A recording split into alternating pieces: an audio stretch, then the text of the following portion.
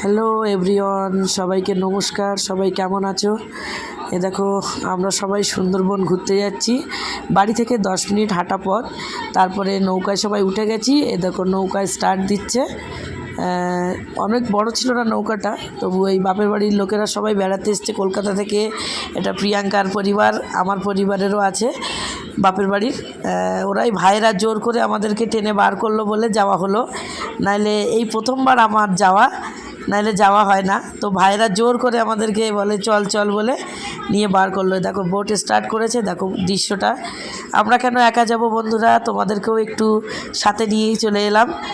দেখতে থাকো অপরূপ দৃশ্য, গাছপালা, সবুজের মেলা, সাথে নদীও আছে। দেখো যখন নদীর জল শান্ত থাকে কত সুন্দর লাগে। এইটা এপ্রিল মাসে, মে মাসে আসলে বন্ধুরা, তখন নদী পুরো মাতাল হয়ে যায়, ঢেউয়ের উপরে ঢেউ।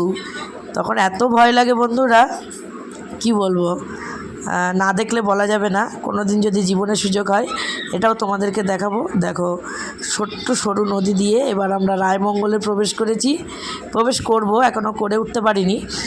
দেখো এখানে আমরা সুন্দরবনে গেটের কাছে চলে এসেছি। এখান থেকে একটু সামান্য জঙ্গলে ঢুকবো। পুরো জঙ্গলে টাওয়ার আছে, এটা আছে, ওটার জন্য পারমিশন লাগে। যেহেতু আমরা বাড়ি থেকে বেরোতে বন্ধুরা অনেকটা বেলা হয়ে গেছিলো, 4টে বেজে গেছিলো প্রায়, আর 1 ঘন্টার মধ্যে বন্ধ হয়ে যাবে। তো ওই পারমিশনটা আমরা পাইনি, যেটুকু পেয়েছি সেটুকু তোমাদের সামনে তুলে ধরার চেষ্টা করেছি। দেখো ভাইয়েরা সব এসছে, দেখো সব আমাদের বাপের বাড়ির পরিবার এটা। আর এখানে যে জালটা দেখছো, দেখো কত সুন্দর করে, এটা মানে সেফটির জন্যে, বাঘ মামা যদি বাই চান্স হয়ে আসে তো এই জালগুলো দিয়ে করে ধরে নেয়, বা কোনো সেফটির ব্যবস্থার জন্য এটা রাখা। আর এটা দেখো বন্ধুরা বনদেবীর মন্দির, দেখতেই পাচ্ছ তোমরা।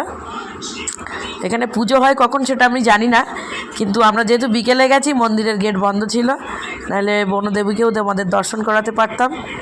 আর দেখো সবুজের মেলা, এটা আমাদের বন দপ্তর বিভাগকে অনেক অনেক ধন্যবাদ যে এতটুকু দৃশ্য বাঁচিয়ে রেখেছে। নাইলে বন্ধুরা গাছপালা কেটে হয়তো এতদিন এই সুন্দরবন জঙ্গল যেটার জন্য এত বিখ্যাত সেগুলো হয়তো থাকতো না আমাদের মধ্যে। এর জন্য আমরা বিভাগকে অনেক অনেক ধন্যবাদ জানাতে হয়।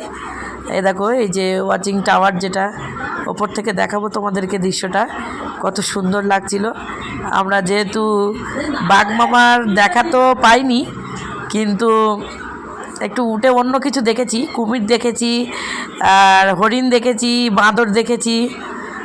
সেইগুলোই তোমরা দেখতে পাবে কিনা জানি না, চেষ্টা করেছি জুম করে দেখানোর। দেখো উপর থেকে দেখো দৃশ্যটা কেমন। দেখো ওইখানটায় পুরো দেখো সবুজের মেলা, জলগুলো মিষ্টি জল কিন্তু বন্ধুরা। আর এখানে দেখো ওখান থেকে দূর থেকে দেখো হরিণ দেখা যাচ্ছে। ওই যে হরিণ দেখো, তোমরা দেখতে পাচ্ছ কিনা জানি না, চেষ্টা করেছি বন্ধুরা যতটা জুম করার। দেখো এইখানটায় কুমির আছে, আর এই যে জলের পাশে সব কুমির শুয়ে আছে।